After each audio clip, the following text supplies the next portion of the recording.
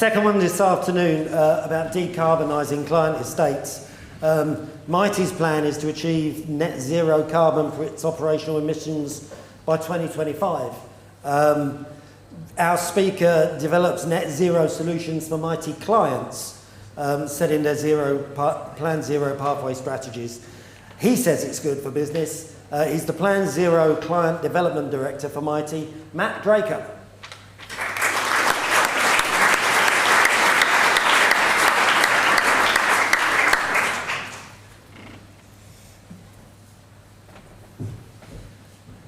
I'd like to start by thanking James for being so funny and making me follow that. Thank you.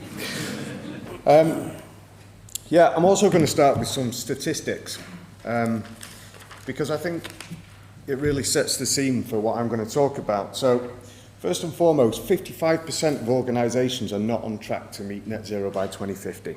And of all the companies that were surveyed in this big survey by Microsoft, 2/3 of those companies do not consider net zero to be commercially viable. And so is it any wonder that people aren't ready, or these organisations aren't ready, because they don't see it as commercially viable, they're not on track, they don't have the data to support all this, they don't really know what they need to do. And this is an issue because it's a misconception. Saying that it's not commercially viable is almost a misnomer. And this is what I want to cover today, really, is why it is good for business and actually essential for the future of business.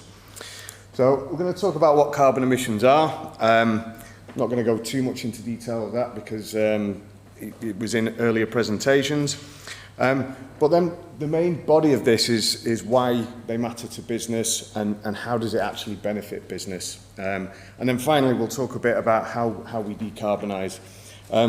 It was mentioned there, Mitie have set out a target to be net zero by 2025. That's on scope 1 and 2 emissions, I might add. And then 2035 on scope 3 emissions. And so we've set up our net zero pathway, and we're helping clients to do the same. So we talked earlier about scopes 1, 2 and 3 emissions, and there was a bit of debate about how easy they are to control. I think scopes 1 and 2 are your operational emissions or your direct operational emissions, and they're relatively easy to control. Although scope 2 is slightly out of control because scope 2 is from electricity generation, and therefore it's down to the grid. There was also a point about buying green energy from suppliers and why that may or may not be the right thing to do. I think what's clear is in streamlined energy and carbon reporting, you've got you use the grid intensity factor. That already takes into account the generation mix on the national grid. And so if somebody's then saying, well, we're buying zero carbon electricity, it isn't zero carbon, it is still the grid intensity factor carbon associated with that. And when you do streamlined energy and carbon reporting, it actually takes that into account. So the other thing is scope 3 emissions, and that was talked about a lot earlier as well. Scope 3 emissions, people think it's really difficult to tackle and kind of ignore it and think it's something for a bit further down the line.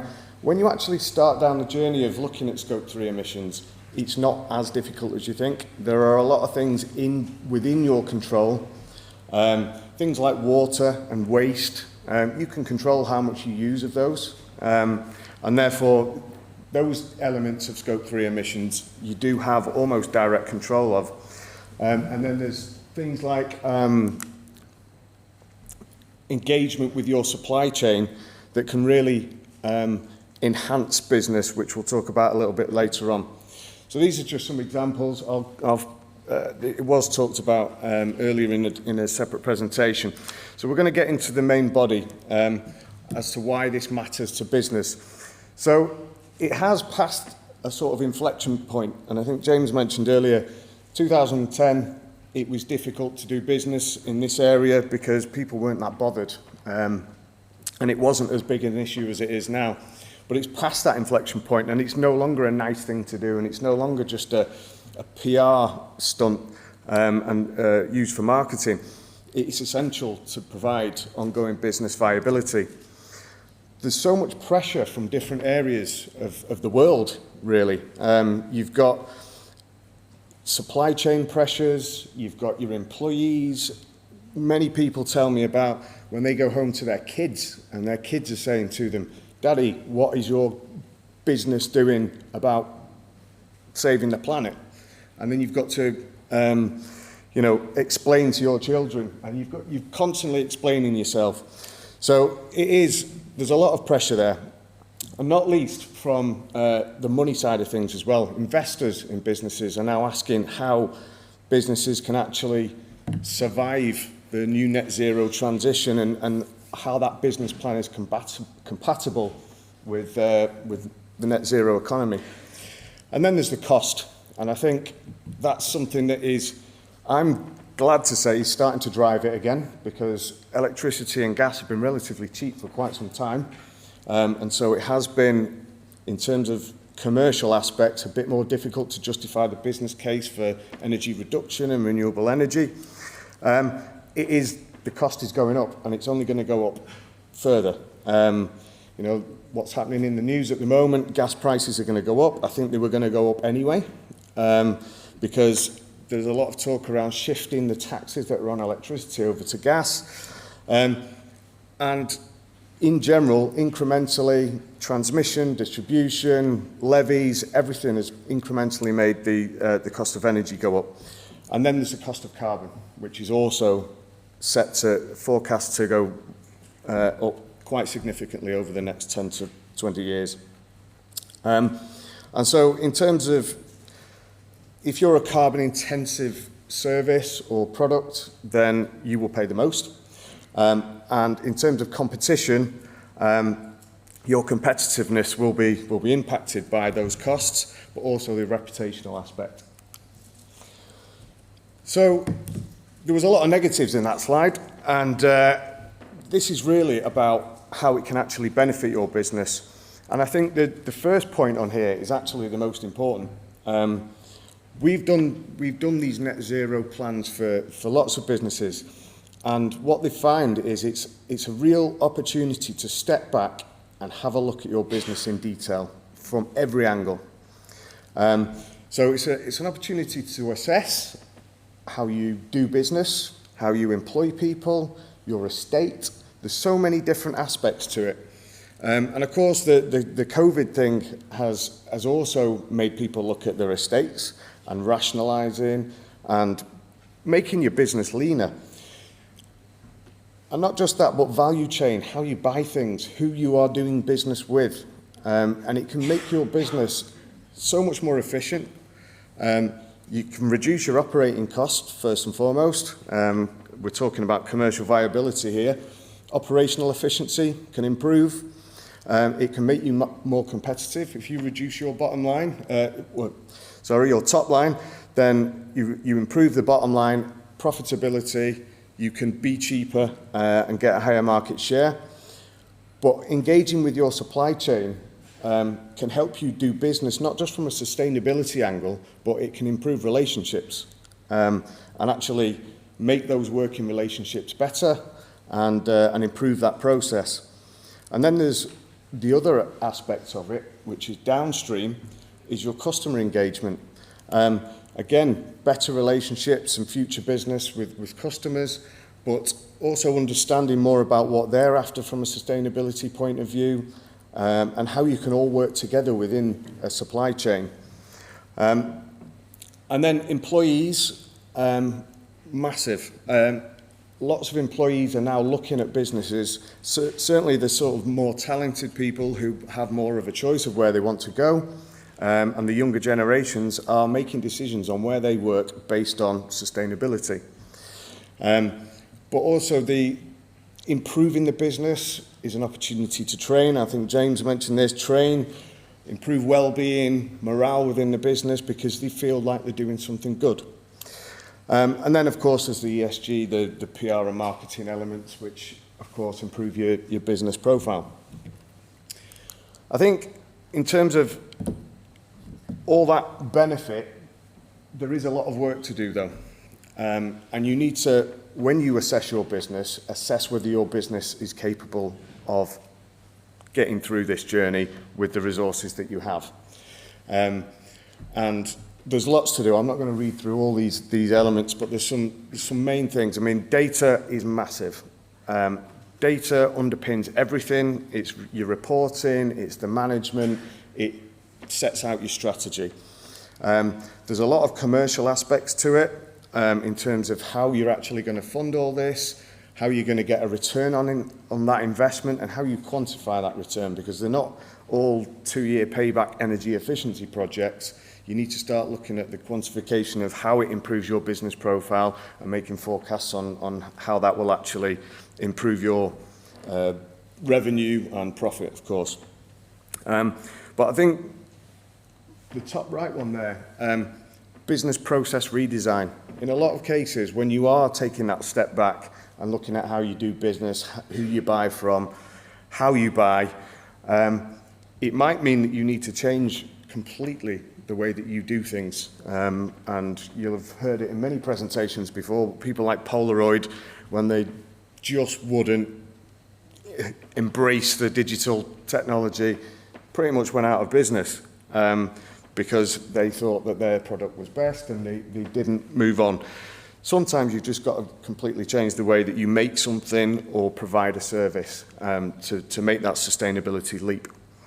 But I think, yeah, from a cost, cash, skills point of view, there were some more statistics. When they did this survey of business leaders, around 40% of business leaders said, yes, we've got a lack of strategy, we've got a lack of skills, but funnily enough, only 30% said it was a lack of funding. It was more about they didn't have the in-house capability to do this, they didn't have a strategy.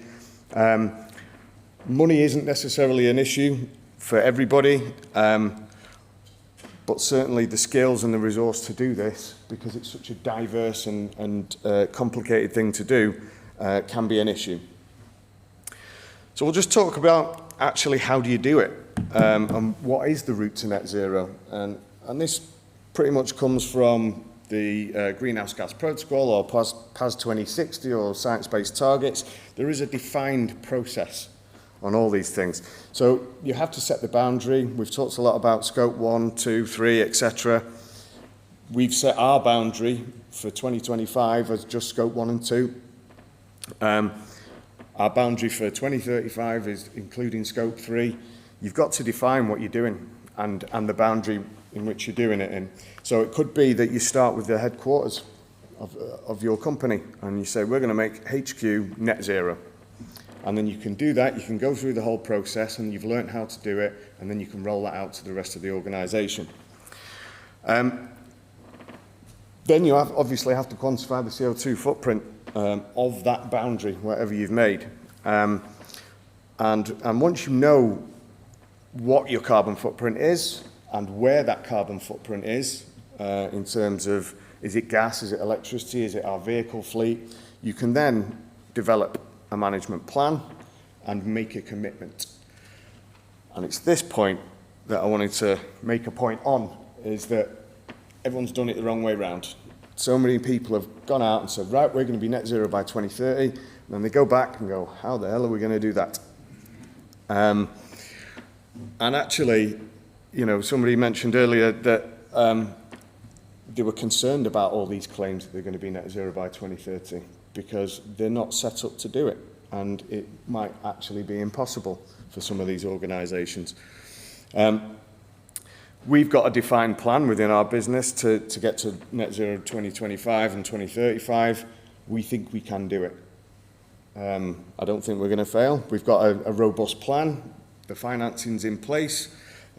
We should be able to do it as long as the goalposts don't change in terms of the standards of verifying that.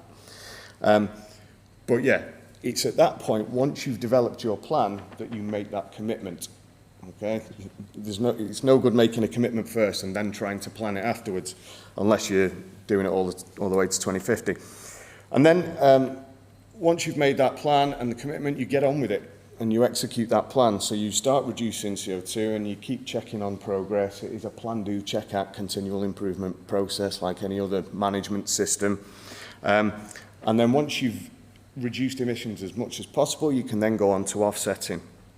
And again, a point on offsetting, there's lots of mixed opinions on this, and I think I agree with James entirely. If you pick a good offsetting scheme, there are benefits to it. I think we forget sometimes that this is a global problem. And so everyone's like, oh no, we only want to reduce emissions in Yorkshire. And it's like, it's a climate issue around the globe. If you reduce emissions 5,000 miles away, it doesn't matter as long as you're reducing emissions and as long as you can verify that it's done. And I think, again, agree with James completely. There are some, if you're investing in these third world countries, it helps them as well. And so there's other social values around it. But it's making sure that those offsets are properly gold standard, verified, and high quality. And at that point, you can communicate it and tell people that you're net zero. Certainly under PAS 2060, in theory, you could get to net zero in a year or two, as long as you meet all the criteria. The thing is with PAS 2060 is that that's not the end. You can't just forever call yourself net zero. The year after, you have to be more net zero. And so you have to reduce more CO2 and offset less. And that's a requirement of calling yourself carbon neutral through PAS 2060, is that every year you need to be more, better, less offset, etc., etc. So it is a continual improvement process. In terms of our Plan Zero methodology, is aligned with these things. We looked at Greenhouse Gas Protocol, we looked at PAS 2060 and science-based targets, and we've aligned it with all those things so that regardless of what our clients want to do, they can use this process and it will align with one of those standards. So it's plan, do, check, act, etc. And we set out pathways for people, and it's not always an easy job. Sometimes it is, because the emissions and the way that they're set out are quite simple.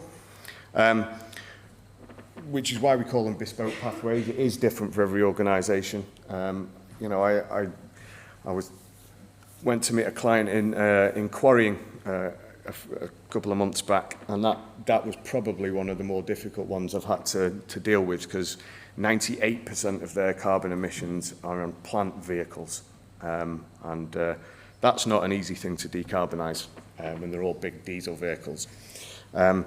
So they are bespoke. There's lots to do.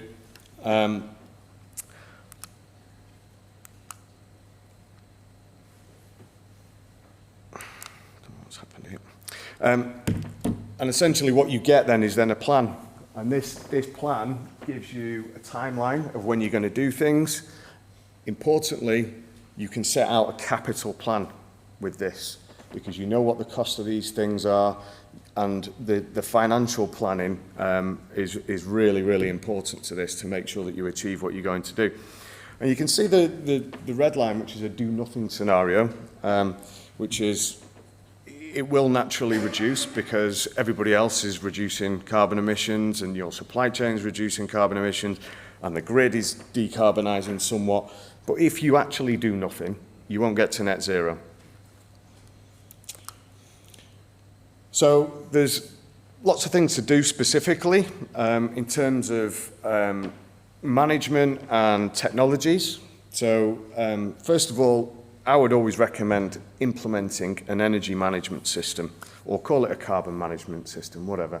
ISO 50001 or something of that nature. And that will help you manage the whole process.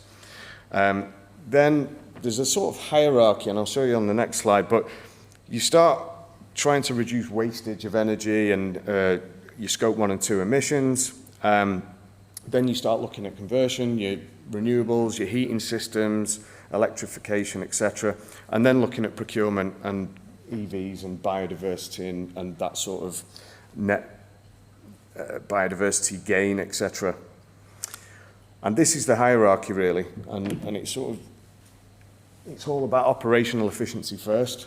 It's no good putting solar panels all over your roof and changing to the latest air source heat pump technology if your building fabric is horrific and you're wasting energy all the time. You know, an analogy that I heard once, which I thought was brilliant, is that is just pouring water into a bucket with holes in. And it's not the right thing to do. It's not the most cost-effective way to do it. And certainly when you start investing in big assets, which you need to do at some point on this journey, you might be investing in the wrong big assets, which is a bad plan, okay? Because, yeah, I've had quite a few clients come to me and say, we've got an end-of-life boiler, it's a megawatt, can you get me an air source heat pump to do the same thing? I'm like, well, let's have a look. Just give us your gas data, we'll have a look at that. The heat load is 40% of the rating of that boiler. It's just because 20 years ago when it went in, that's the load they had.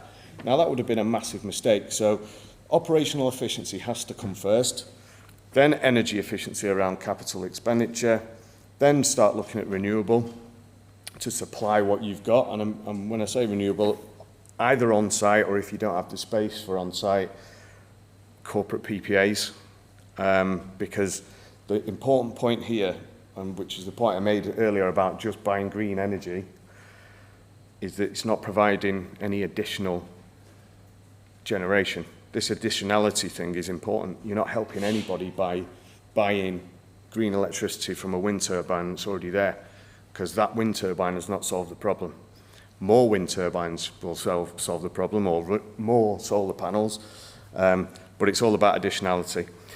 And then you need to start looking at conversion, electrification, degasification, getting rid of fossil fuels, which are your scope 1 emissions, and of course conversion of your fossil fuel fleet. And then finally, you should look at offset, which should be the last resort. The final point on here is about the commercial modelling around it all, and I think the next speaker is going to talk about that in a bit more detail. But really, there are all sorts of ways that you can fund these. You know, there's all these different models around power purchase agreements, energy performance contracts. You don't have to necessarily delve into your coffers to fund all this. There are companies out there who are willing to invest in green technology, and FM providers that will do the same and amortize these things over the term of the contract. Yeah, I think that's me.